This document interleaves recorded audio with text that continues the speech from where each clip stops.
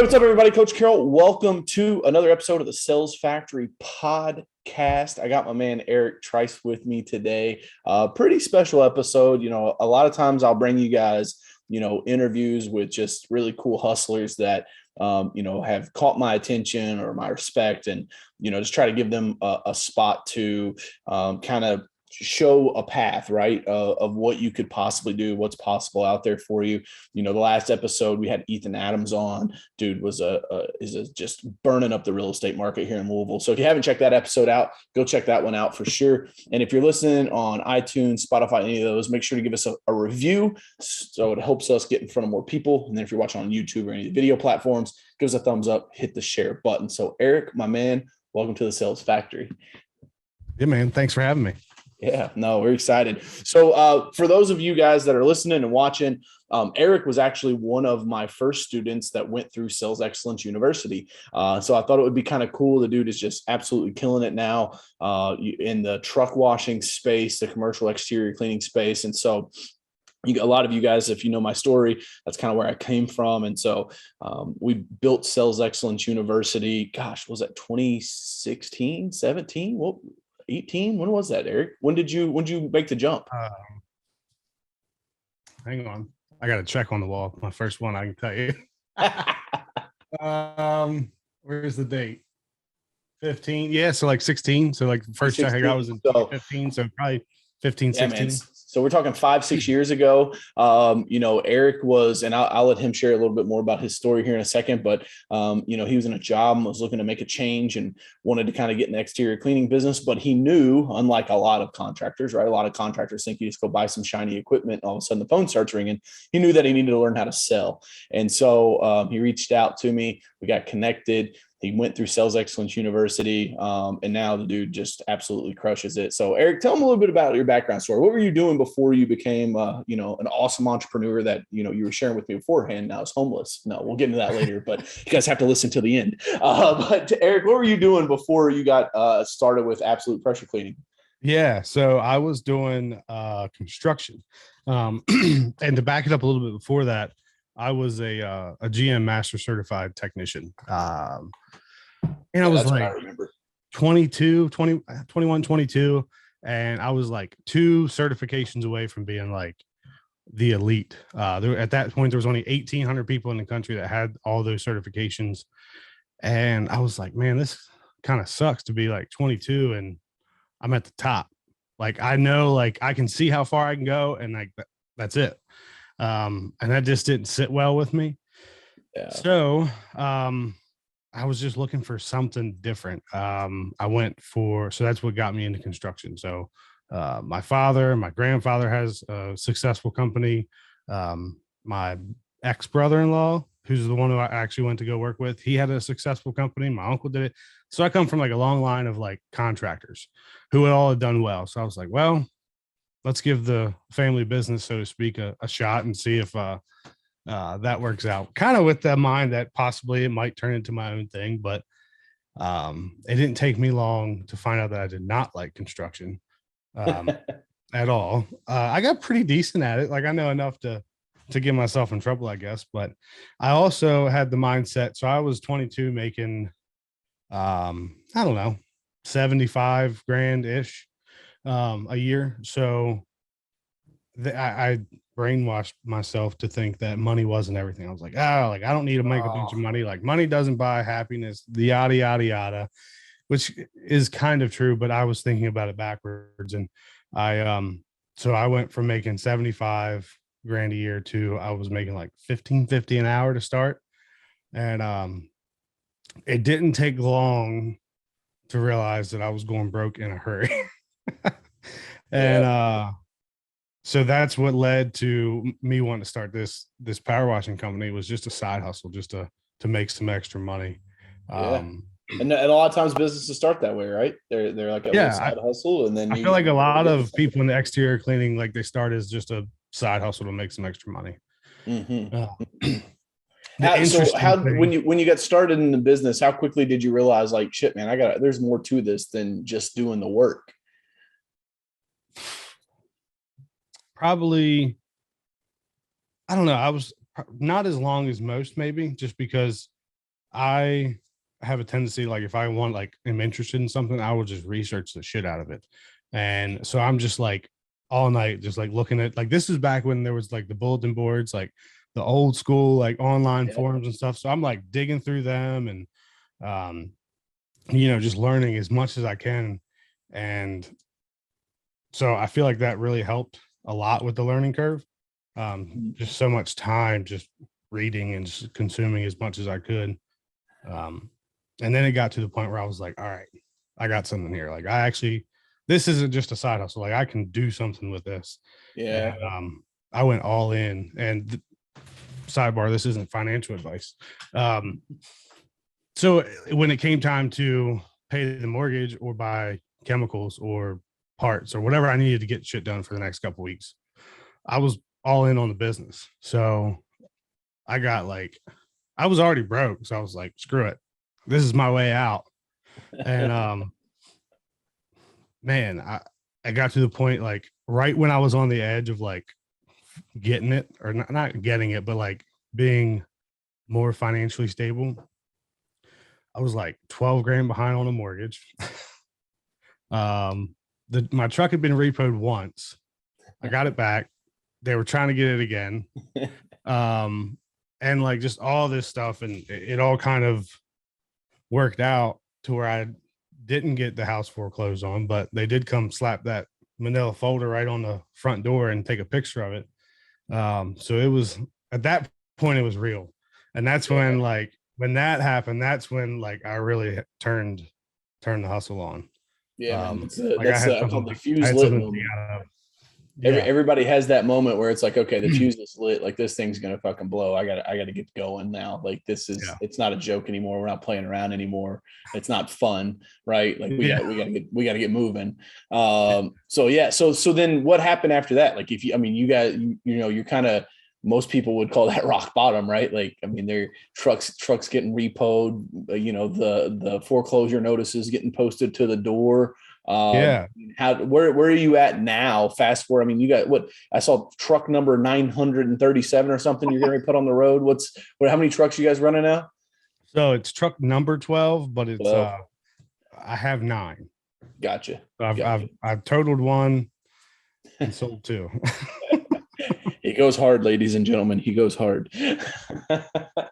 No, that's so cool, Eric, to see that you've been able to amass that. And 2016, we're recording this 22. Like, it's not that long. Like, No. that's that thing where it's like people, you see that quote all the time. Like they over assume what they can do in a year and they under assume what they can do in a decade. And it's like, you're living proof of that, man, that, if you put your head down, you take your ass whoopings when they come and you learn from them and you keep pushing forward.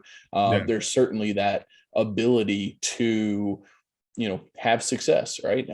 So many things in life are just about that discipline of like just being consistent and just doing the same things day in and day out and making sure that you're doing the right things, right? You're going to do the right things repeated over time. Will create extraordinary results. But so what happened then, man? I mean, you guys, you're about to get foreclosed on. What did the magic fairy show up to your door, or what happened? No. So the truck being repoed, like that's easy to hide, right? Like you can put it in the garage. I mean, it's not the truck itself, but like that actually happening. So like I got it back within like 2 days. So I think my sister knew about it. My dad is the one who kind of bailed me out and helped me get it back. And my boss, the guy I was doing construction with, he knew about it because I didn't show up to work that day. That was a super low moment, but like nobody other than those 3 people, nobody really knew about it. Right. And then, but when the foreclosure got slapped on the front door, my wife now, girlfriend at the time, she was sitting on the couch. So at that point, it was like, it's fucking real. You had some explaining to do. Yeah. And I lied and I got out of it. But still, like I knew in the back of my head, like this is going to come full circle and eventually she's going to figure out what that is. And I got to be able to be like, it's all good. Like we're good now. So you knew that when it did come full circle, you better be able to write the check to make it clean. Exactly. Yeah. Yeah, it was crazy because like right around the same time, like I don't know, 2 weeks before that, I called Wells Fargo and I was like, look, like I was doing better at that point. I said, I owe you like 10 grand or whatever it is at that point. I'm like, let me give you 6 today, or I think it was 7. I said, give me 2 weeks and I'll give you the rest. And they were like, no, all or nothing. I'm like, well, I guess you're getting nothing. It's like that Cat Williams skit, right? Where he's like, they don't want part of it, a piece of it. They want the whole thing. Damn right. They wanted it all. They were tired of waiting, and I can't blame. So gosh, well, around that time, so that was right around the time I was going through Sales Excellence University. And so that I was doing that. Oh, hold on. I got to stop you there, Eric. You hear that, guys? Dude couldn't pay his mortgage and he got into SEU. You feel that? Like when, like I talk to people all the time, man. And I'm like, I tell them, I'm like, put it on a credit card. You got it. Like, it will help you. It will pay for itself. And it's like, oh, I'm so scared. So like, I got my man over here that's like not making his mortgage payment, but by God, he was in SEU. Yeah.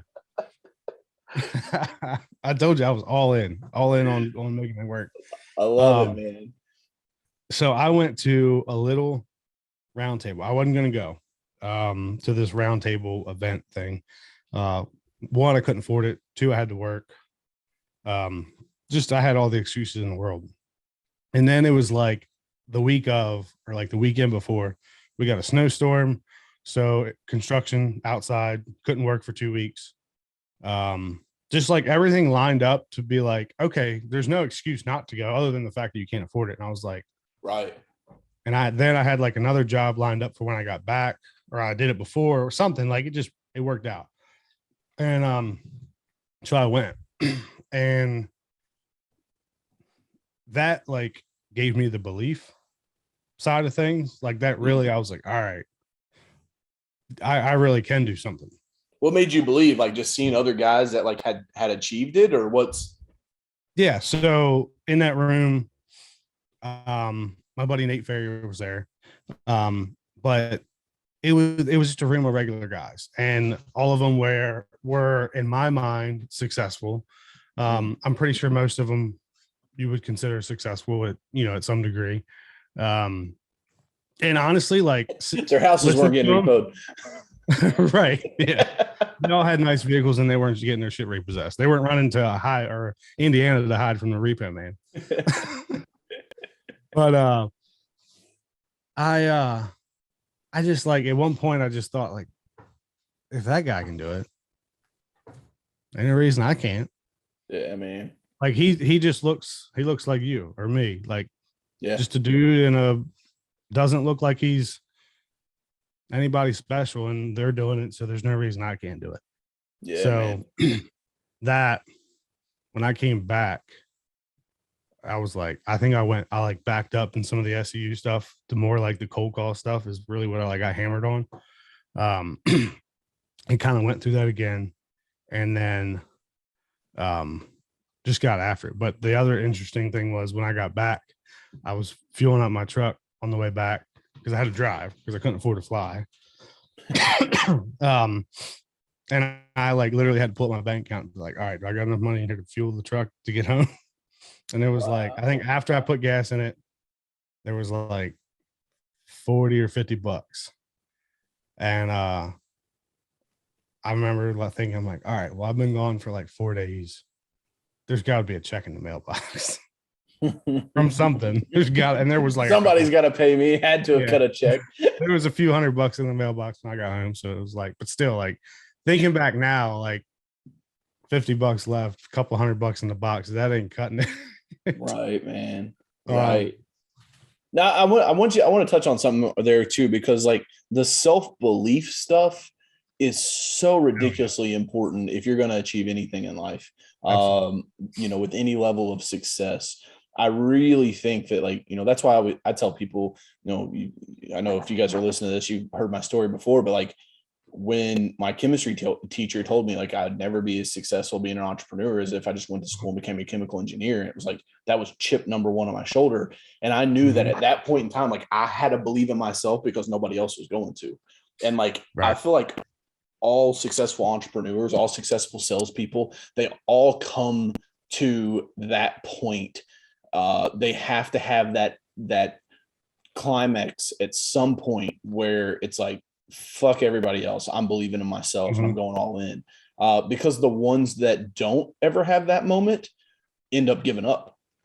Because there will be a dark day, there will be a dark time, there will be a bad hour or a bad week or a bad month or a bad year, or fuck, sometimes even a bad decade. Like, and you have to lean on that self-belief that, I can figure this thing out. Like, and I love that you said, man, the other big thing there is like roundtables, that's what they used to call them. Now it's just these big shows, these trade shows. We'll be at one next week in Orlando, but used to, it was like 15, 20 dudes just huddled up in a shop, sitting on buckets, shooting the breeze, right? And like talking about different techniques and stuff before all these Facebook groups came along. And the power of that, like what you don't get in these Facebook groups or the online forums, is you can't really get face to face. Like all you have is like a little profile picture, maybe not even that. Some of these guys don't have profile pictures and they're on there as razzing. But like, if you can get in the same room with other people that are where you want to be, it does wonders, man. It's like the closest thing to magic that I can come up with. And I mean, you're living proof of that, dude, that like, that was the spark. That was the thing that you're like, you know what? Fuck this. I can do this. If that guy over there can do it, I can fucking do it. And then you went back home and you made it happen. So you went back home and you dive back into SU, you get through the cold call stuff. And it's like, all right, cool. Boom. I'm just going to hammer the phones. What was that like? Talk to us a little bit about that. Man, I don't even know how to describe it. What was it like? It's scary, right? Like even to this day, like if I don't do a ton of sales for the company now. I mean, I do some, but if I got to go like get in cold call mode, like the first couple calls, it's like for me, like a little bit of butterflies, I guess. Yeah. And then you get a yes, or you schedule an appointment or whatever it is, and it's like, cool, another one. And then you just get in a flow. Yeah. It's I don't know. I guess it's the next closest thing to a high for me. Yeah. And for me, it's not so much the actual like scheduling the meeting or the sale itself. It is being able to read somebody's personality over the phone and being able to twist or tweak my technique to tailor to their specific personality to get them to do what I want them to do. That's the shit that I get excited about. Like it's just, and it's manipulative, but it's not.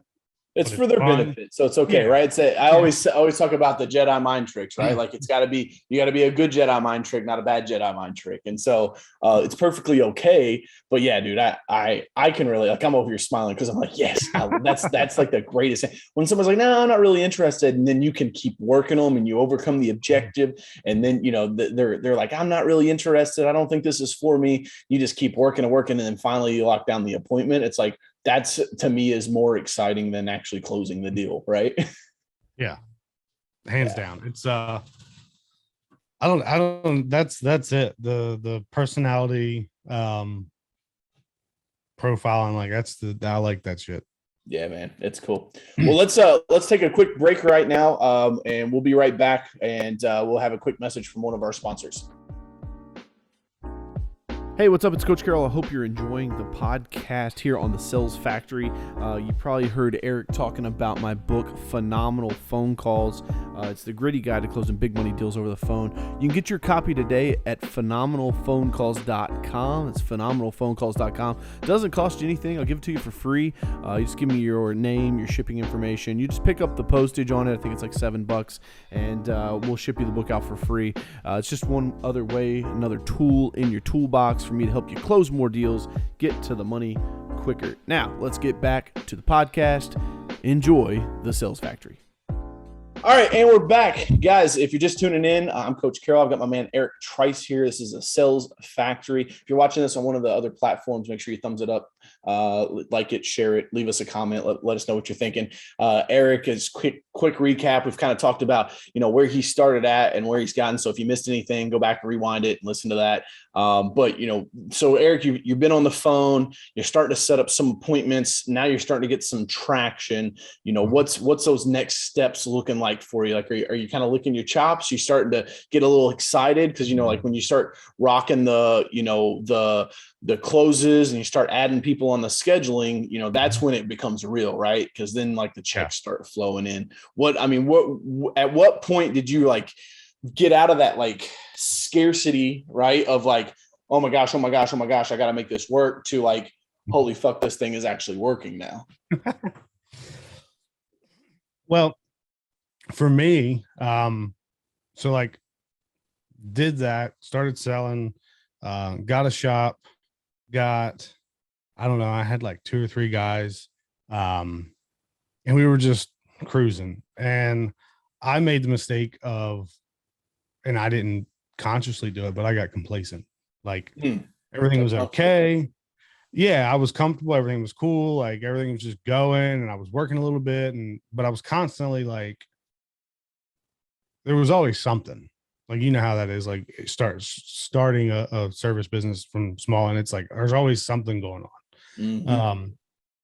Always putting out fire. So, and then I kind of realized, like, man, I've just been flat. Like I'm not really doing anything.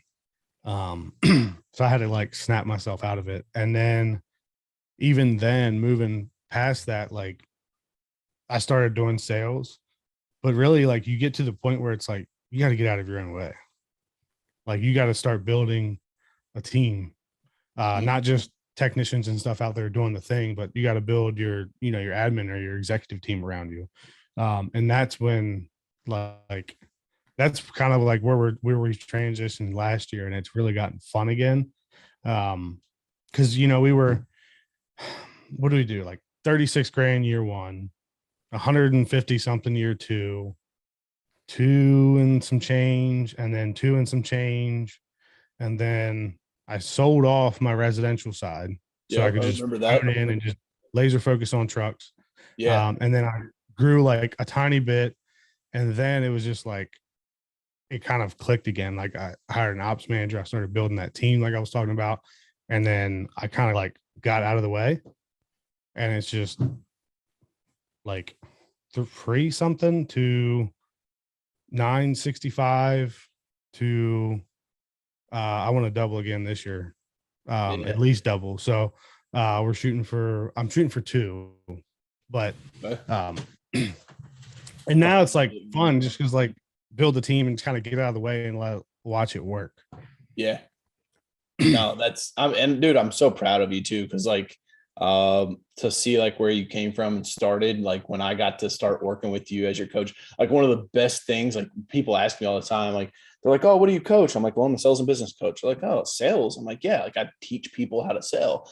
And I know like to the outside perspective, like it seems a little weird or something, but they don't realize how fulfilling it is to take somebody like you, Eric, and like, I mean, all the credit goes to you because you did the work, right? But like to be able to kind of have a hand in that, to say, look, man, you've got the ambition and the drive and the hustle. Let me just give you some skill sets so like you can use that skill and that drive and that ambition to really take it to the next level. And then to come back, you know, because nothing happens overnight. I talk about that all the time, right? Like all my sales training stuff that I teach, it's like percentages. Like you pick up one little skill trait, it like swings your percentages by 2%. Like, so if you had a 60% chance of closing the deal, but I teach how to overcome objections, now you got a 64% chance of closing the deal, right? You learn prospect profiling. It's like, all right, now I just added another 8%. Like, and that's what it's about. And then that cumulative experience on top of the skills, man, for me, one of the most fulfilling things is like getting to see people, you know, just achieve these numbers. Like you'll have $1 million business this year. And it's like, come from being a certified mechanic like to this like that. I don't know what more proof people need, you know what I mean? Like it's like anything is possible if you'll just pay the dues, not be a little bitch about it, get up, work hard, not complain, figure it out, be a problem solver, right? Like you guys just heard Eric talk about, like there's fires, he was putting fires out. Like, yes, you have to be a problem solver in life. Like the problem solvers are the ones that make a lot of money. And so like for me, man, I just want to say, you know, kudos to you because It's been awesome seeing you guys grow, and you got married and you got a house, and now you've sold the house. We talked a little bit about that before the show with the real estate market being so crazy. Guys, some of you guys that are listening, like some of you all have heard me talk about, like if you live in your home for more than 2 years, then the gain on the real estate is 100% tax free. That's why you hear a lot of financial advisors saying, hey, one of the fastest ways to build wealth is through owning a home. Mm-hmm. And it's not really owning the home, it's owning the home for 2 years and then selling the motherfucker, especially when it's in a peak market. So, Eric, if you don't mind sharing, man, let them know what you just cleared off of your house. Yeah. So I was in that home, what I say, 9 years. We had an unfinished upstairs. So we put about 30 grand into it to finish the upstairs. And then at the table, first off, here's how stupid the market was. We listed the house. We got an offer in on the second day. He offered, what did he offer? 20 grand over asking, but wanted 10,000 in seller help for closing costs. And me being me, I asked my realtor, I was like, can I counter? She was like, well, yeah, you can. I said, all right, cool. 30 over asking, and we'll do 10 grand in help. So it's like he was already giving me more than what I asked for, and then I came back and asked for more. Why not, man? Why not? Right? Like timid salespeople have skinny kids. Yeah. But yeah, so at settlement, they wrote me a check for 172 grand. Wow, man, it's crazy. And the funny thing was, so the realtor posted a picture and tagged everything, and the attorney that helped me, like I got this pro bono attorney when I had to do like a mortgage modification or whatever they call it. Like it was a whole big thing. Like I met with a judge and Wells Fargo's attorney, and then I had like a pro bono guy who I've actually used since then. But he sent me a message. He was like, damn, he says, all that help I gave you to save that house and you just sold it. But yeah, man, that's so cool though, man. I just again, man, just kudos to you. You're just absolutely crushing it. What if the people that are listening, if you could give them a couple of words of wisdom, a couple words of advice, over your half a decade, 6-7 years, wherever you're going on now, what are some of the biggest lessons? Because I always say, like, you don't have to go running naked through the landmines, right? Like you can ask other entrepreneurs, other people that came before you, like, hey, where'd you step and blow up, right? Like I share the story all the time about my fitness center and like how I lost that because a real estate agent took me to the fucking cleaners, right? I tried to sue the guy, didn't have the paperwork in order, and like it got thrown out. Lost $500,000 worth of real estate in a 6-figure company. My lesson learned out of that is you can never have too many attorneys working for you. And now like everything gets double checked. So like, what's some lessons that you could share with the audience, man? That you just give us a couple. Yeah. Man, I feel like the biggest thing for me, and when I saw that huge growth, was like I touched on before, just building the right team.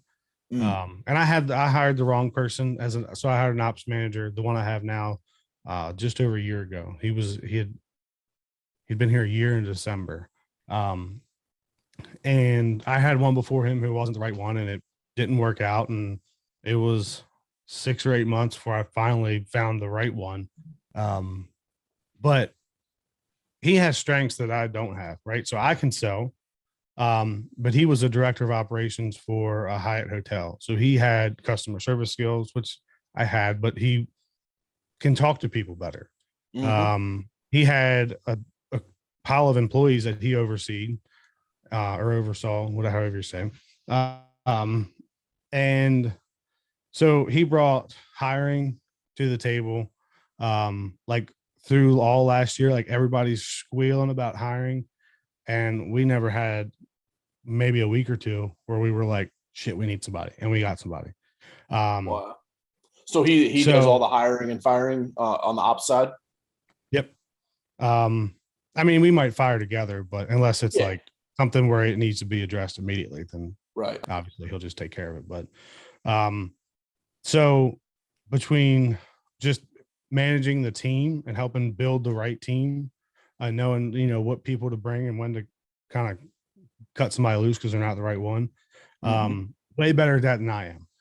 Sales, when I brought him on, part of his deal was to do some sales, and I set a goal of 30 grand a month in new sales. January, we did like 60. And that's when I got the idea. I was like, well, that was easy. I was like, let's go for 100. So February, we did like 110. And I said, all right, we're going to do $1 million in new customer sales this year. And we did it by September. Wow. Now we didn't retain everybody because we clearly made some. When you sell $1 million in new sales in a year, and There's you're some only a learning curves. $300,000 company, Yeah, there's some learning curves. you're gonna pick some wrong customers, and you're gonna hire the wrong customers, and obviously make some mistakes. But yeah, I think the team having the team, man, is huge. You know, having the right people on the bus and making sure that they're on board with the mission of where everything's going is super important. You know, that's why company culture, you know, if you're the leader, if you guys are listening to this, a book that I read last year was called Rocket Fuel. Man, it's amazing because, you know, they change it from a CEO and a COO position to a visionary and an integrator. And, you know, your job as the visionary is to cast the vision of the company and to steer company culture. Right. And so like, that was like a game changer for me, like really kind of opened my eyes. And so, you know, Eric's saying the same thing here is like, one of his biggest lessons, like the fucking afterburners clicked on when you started building that team out of A players, not just building a team, building a team of A players. And that's where like a lot of people are complaining. They're like, I can't find good help. They're out there. You might just have a shitty company. And it's like, you know, if they got to show up to a storage unit and you don't have any uniforms and, you know, you're going to pay them cash and there's no like you're not taking taxes out, like, you know, of course you're going to have a hard time finding employees if that's the type of shit show that you're running. But if you've got an operation that's tight, that has company culture and core values and a mission statement, and everybody's on board about where they're going, and the guy at the top is excited, all the way down to the guy at the bottom's excited, you know, that's when the magic happens. So yeah, man, I think that's spot on. Let's talk about a mistake. What's maybe one of the biggest mistakes that you made? If I could pick my webcam up and put it in the shop, I could show it to you. Man, so I have, like we talked about before, like I come from a mechanic background, so I know how to fix trucks, equipment, whatever. I can do it. I've got a truck in the shop that needs an engine, and I told myself that I would tear it apart and fix it and put it, you know, fix it, whatever. And I could. And then like it just snowballed to, all right, now it needs an engine. Like if I had just let the shop that originally had it put an engine in it back in fucking June, it would be on the road right now. But instead it's sitting in the shop, still needs an engine. Like I'm finally getting an engine ordered this week, but it's just been this in my head that I can do it, so I need to do it. And the same with some other stuff, like I can fix that, so I need to fix that. When in reality, like I've got no business working on my trucks at this point. You know, it's one thing when you're starting out and you're bootstrapping, you don't have any cash, and it's like, all right, I'm gonna do anything I can do to get stuff done. But at this level, I'm doing myself, my employees, like literally everybody a disservice by trying to be the repair guy. That's so fire, dude. That's I call that the broke bitch mentality, right? And like that's the problem is like when you're starting and you're hustling and your fucking truck's getting repoed and they're trying to foreclose on your house, and you know, you got $50 in your bank account and you're filling up the truck, right? It's like you make decisions out of scarcity at that level in life. When you start ascending up the ladder of success, we'll just call it, you have to change that. Like that old adage of like, what got you here won't get you there. Like that is so true, man. And it's like, yes, absolutely. You have the skill set, you have the ability, all of that. There's no doubt in my mind, right? You go out there and knock the thing out. The problem is you won't be able to get to it because you're running the fucking company. Like, Right. like when the fucking line breaks at GM in Detroit, the CEO doesn't go, oh shit, let me go down and change the belt on the line real quick so we get back up operational. They don't even fucking know. I said made a comment to Victoria the other day. I think we were watching the news, or like we were driving down the street or something, and there was like a semi truck that was like just like turned over. I think it was during the snowstorm. It's like barreled over. And it was like an R&L Carriers, right? Big company.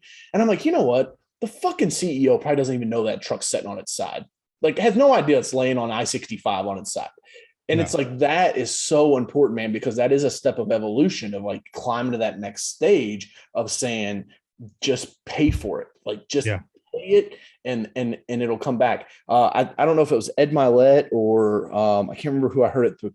I think it was Ed Milet. He said, stop negotiating the price of your success. Stop negotiating the price of your success. And that's what we do, right?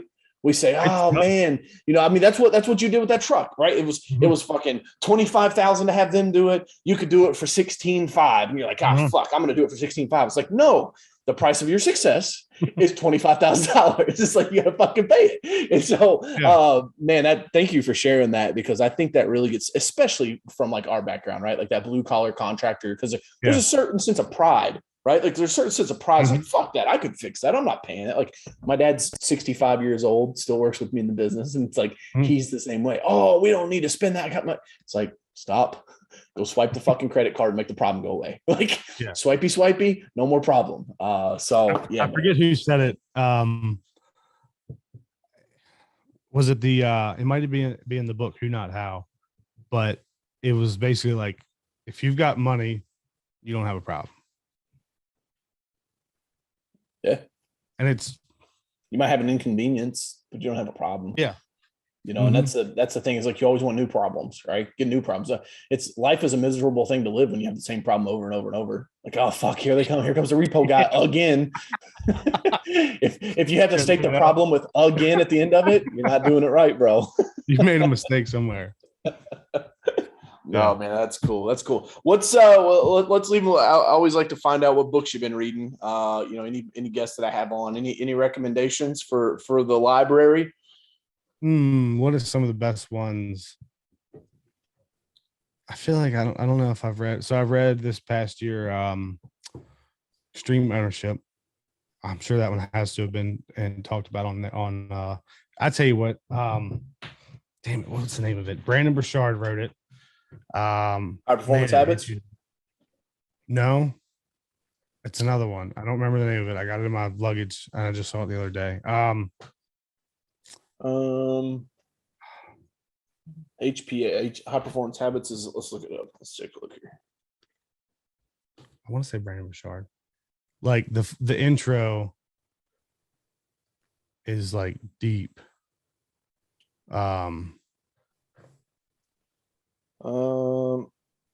The Charge Life?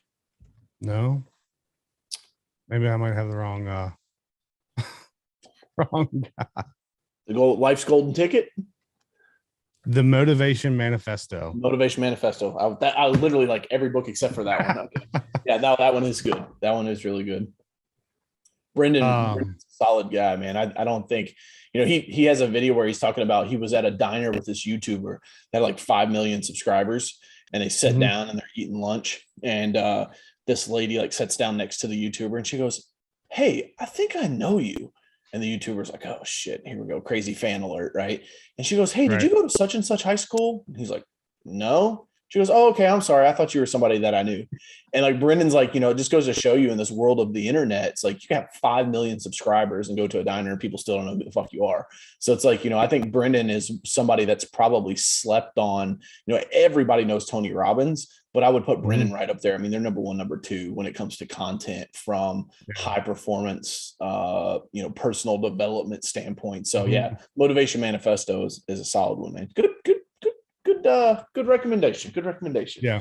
Cool, man. I read that intro to my wife and she said, what'd she say? She was like, "I feel like I was just scolded and enlightened in the same sentence." It's so deep.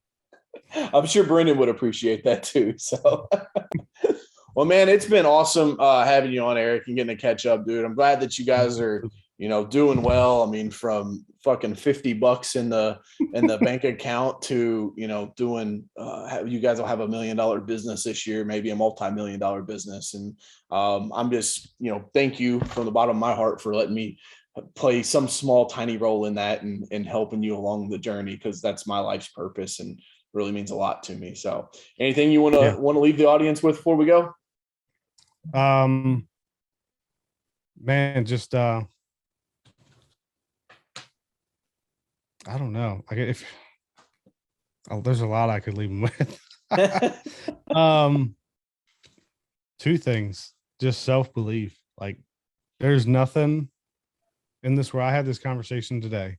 There is literally nothing in this world that you can't have. If you want it, you can have it. If you want it bad enough, there's nothing you can't have.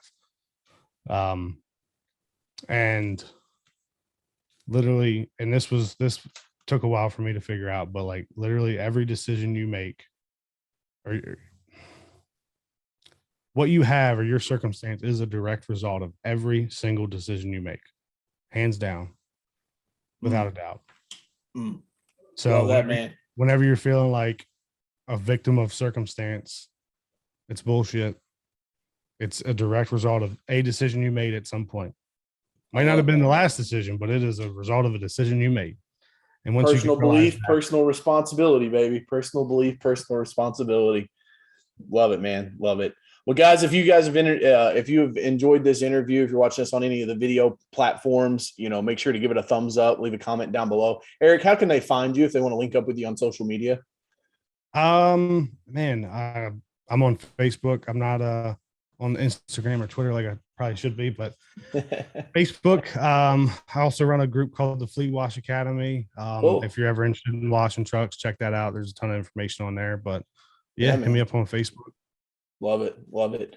Cool, guys. And remember, if you're listening to this on the audio platforms, make sure to give it a 5-star review. It helps it get out more in front of more people. Certainly not selfish of me. I just want to help more people. So just like I've been able to do with my man, Eric Trice. So it's been fun, brother. I appreciate you coming on the show. Thanks so much. And for the rest of you, until next time, here's to your success.